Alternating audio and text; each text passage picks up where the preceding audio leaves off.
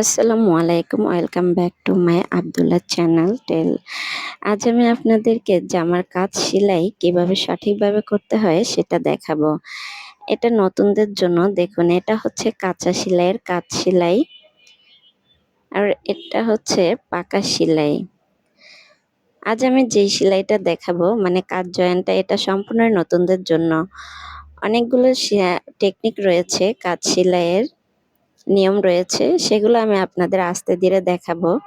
নতুনদের জন্য আমি প্রথমে দেখাচ্ছি। দেখুন, এই যে আমি দোনোটা গলায় সামনে পিছনে জয়েন করে নিয়েছি।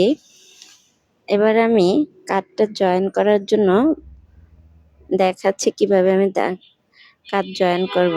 দেখুন, এভাবে যদি আমি কাটটা ধরি, ধরার পরে যদি সেলাই করি, এটা কাঁচা সেলাই থেকে যাবে, এটা কাঁচা সেলাই থাকবে। ঠিক আছে।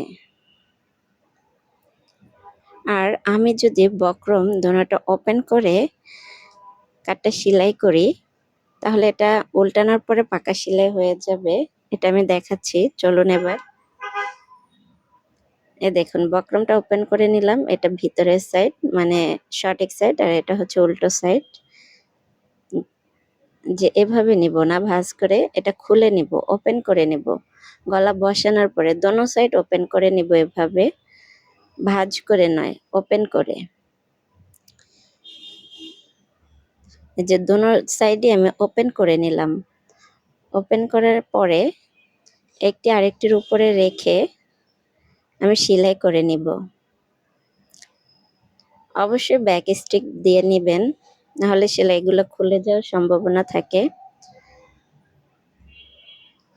দেখুন, একটি কাঁধ আমার জয়েন করা হয়ে গেছে।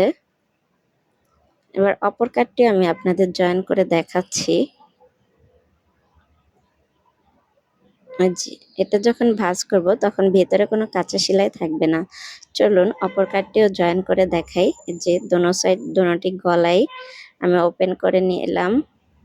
এবার শোল্ডার বা কাঁধটি সেলাই করে নিব। আমি বারবার বলে নিচ্ছি, এটা নতুনদের জন্য খুবই গুরুত্বপূর্ণ একটি টিপস। কারণ নতুনদের জন্য প্রথম অবস্থায় সবকিছুই কঠিন মনে হয়। সহজভাবে যেটা পাবে সেটাই তাদের কাছে খুব ভালো আর ইজি মনে হয় শেখার জন্য।